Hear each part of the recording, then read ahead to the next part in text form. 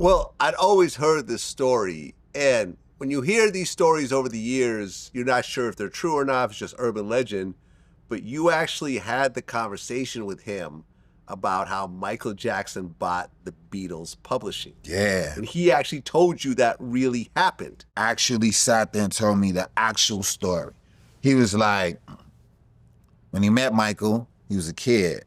And he said after that, he said Mike was just, he was just kid-like. He said after he grew up, he still was like kid-like, and they had a relationship. And he said Mike used to play with his kids, and they'd be like cool and hanging out and, everything.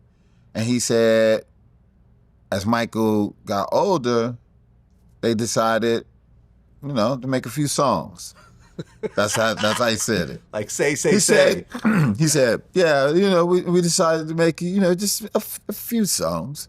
And I'm like, a few songs? Thriller. I'm like, this motherfucker, cut it out. That was one of them times I was real with him. Motherfucker, cut it out. I'm like, y'all had culture shifting goddamn songs. Yeah. He was like this. I'm proud of it. I'm proud of the song. Say. And all like, they had some hits. They're like 3-4 songs, Yeah. And so I was like, man, I love them songs. And then he was like, one day they was at a party and they was in a courtyard. And he said he was just talking to them about his money, his finances. It was like, yo, you should really get on your money. And, publishing is where it's at. And he was like this. Yeah, he was like, yeah, buy as much publishing as possible. And Mike was like, I should buy yours. And he was like, ah. Mike bought it.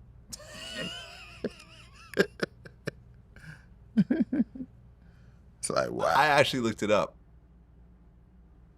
Michael Jackson paid $47 million for the Beatles catalog. To be able to cut a $47 million check. This is in the 80s, by the way. In the 80s. So this is like $100 million so today. This is like, shit, this is like $200 million a day. Yeah.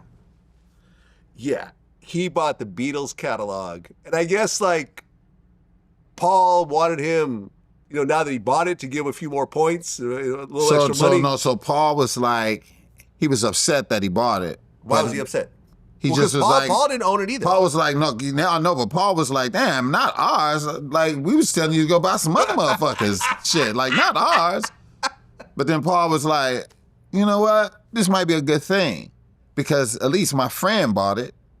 So then because he said him and John, they signed some, their deals wasn't great. Yeah. And he was like, and that was wild to hear him to say that. Music business is so fucked up, man.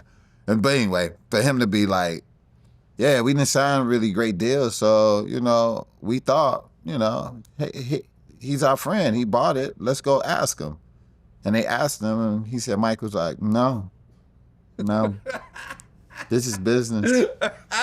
And wouldn't give it to him. And he was like, all right, fuck you, man. Fuck you. Well, I guess from Mike's point of view, I just spent $47 million. Like, I'm trying to get this money back. $47 million. Yes. Yeah, man. And people listen. He was a powerful motherfucker, man. Look, like, Mike was. The 20-year-olds that are listening to this right now don't understand how big the Beatles were.